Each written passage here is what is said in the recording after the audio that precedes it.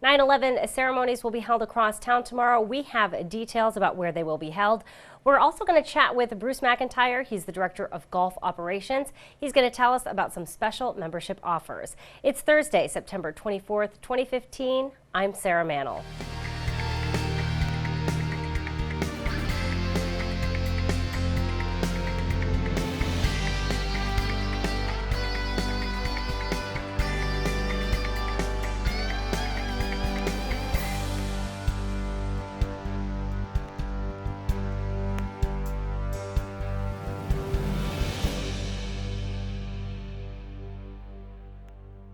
Tomorrow, people across the nation will pause and reflect, remembering those who lost their lives on September 11th, 2001.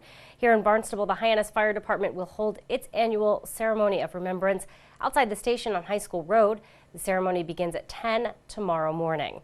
The Centerville, Osterville, Marston's Mills Fire Department will also host a memorial that will begin at 8:30 in the morning, of course, at the station. The Cotuit Fire Department will host a ceremony at 9 a.m. and the Barnstable Village Remembrance begins at 4 with a brief ceremony at the Barnstable Fire Station, followed by a quiet procession down Main Street, ending with a special service at St. Mary's Episcopal Church. How has the town kept our golf courses green with so little rain, and how can we save money on a membership? Barnstable This Morning host Sarah Colvin gets the details from Bruce McIntyre. He's the director of golf operations for the town of Barnstable. Beautiful September weather. Labor Day has come and gone, but certainly does not mean that things are slowing down at the golf course. First, kind of want to take a look back at the season. It seems like, Bruce, every time we were over there, it was super busy, whether there were, youth programs going on at Hyannis or just folks out there taking advantage of the driving range or out there on the golf course. It seemed like a fairly busy season overall at both of our golf courses. I think that's a very good observation. No doubt we had a very busy season, a very successful season. The courses have been brisk with play every day. As you said, the weather's been great. We haven't really had any rain. Not that that's, not of concern in and of itself, but great golfing weather. A lot of transient vacationing golfers at both courses. We had a terrific summer so far. Yep. Well, let me ask you, what does that lack of rain do for maintenance? Because I know obviously to keep up the beautiful greens that we have and the fairways and all of that, it does take a considerable amount of water. So how does that come into play and how you kind of choreograph your maintenance routine for the summer? Well, there's no doubt Mother Nature provides the best rain. The coverage is perfect and anything growing benefits. And there's no doubt if you look around, if it's a non-irrigated area, that there's some drought stress going on. Both of the irrigation systems in both of the facilities, we have our own wells. We are registered and permitted with DEP, and we're allotted a certain amount of gallons per year on our permits. And despite the fact that it has been very dry, we've been very judicious in our water use and trying to conserve as well as make sure that we keep the courses up. It hasn't had a huge impact per se on us running out of water or getting close to our annual permitted amounts of water that we can take. But what it has done is the maintenance staff does a lot of light watering. If during these really hot days, how it has an effect on you over the course of the day. It can really beat you down, especially with the humidity. It does the same thing to the turf. So the maintenance staff changes their watering tactics by doing some syringing or light daytime watering to relieve that heat stress.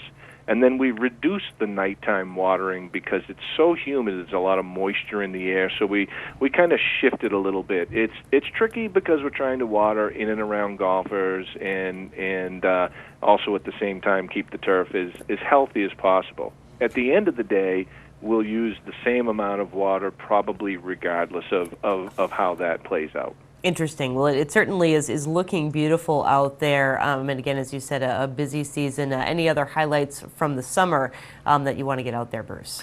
Well, our rounds are up about 500 rounds over the first 2 months. I think one interesting thing to note: our first tee program here at Hyannis, as you know, we're the only first tee chapter on Cape Cod and only one of 5 in the state of Massachusetts. We had over 200 participants, aging from the age of 5 or 6 years old up to 14 or 15 in different age groups, but over 200 in the summer. We had 165 this spring, and going into the fall with our after-school program, we have another 150.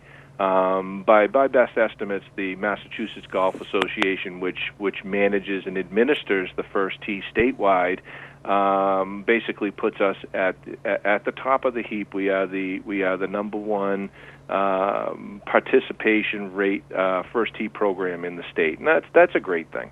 It certainly is, and love to see those young golfers get out there and hopefully learn a skill that they'll be able to use for their entire life. No doubt. Absolutely. Yep. So getting into local summer, the second summer, it's a beautiful time of year for us here on Cape Cod. Of course, people still coming to visit, but tell me a little bit about what we're looking forward to in terms of September, October into November golf. It's a great question, Sarah, because it is a different season. What we see now, we go into the transient golfer season, and as much as in the summer we have vacationing families, in September and October we have vacationing golf groups. Whether you're 8 strong or 24 strong, people are flocking to the Cape. They're staying at our local hotels and motels.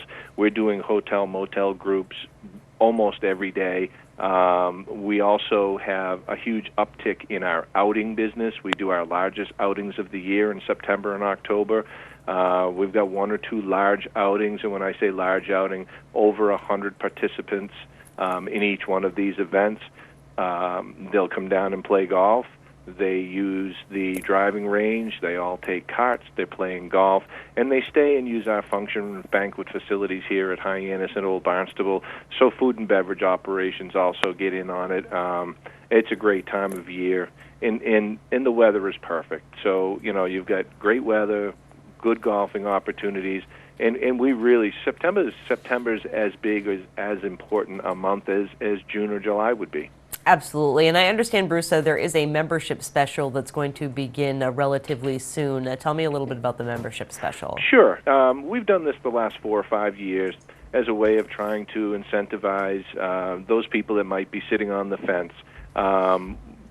Effective this September 15th, we'll be accepting applications for new members, and this would be for the 2016 golfing season. So if you joined now or joined between September 15th or October 1st or, at some point in the course of this fall, you'd end up getting pretty much 6 months of free golf until next March 31st, at which time April 1st till March 31st of 2017 would be your annual pass. So it's like getting 6 months free.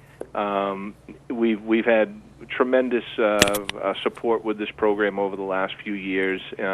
It's a great way to introduce people into Barnstable golf, and they get a little extra for it. So again, that's going to start September 15th, and if the weather stays good, it's a huge bonus to those people signing up. And we think the weather will stay good. At least we have our fingers crossed, and we hope Absolutely. it will. Yep. Bruce, anything else about the fall, about the upcoming season, the weeks ahead that you would like to get out there to our viewers? Well, outside of the new membership drive that we do, we've got a couple of good fall promotions here at Hyannis Golf Course.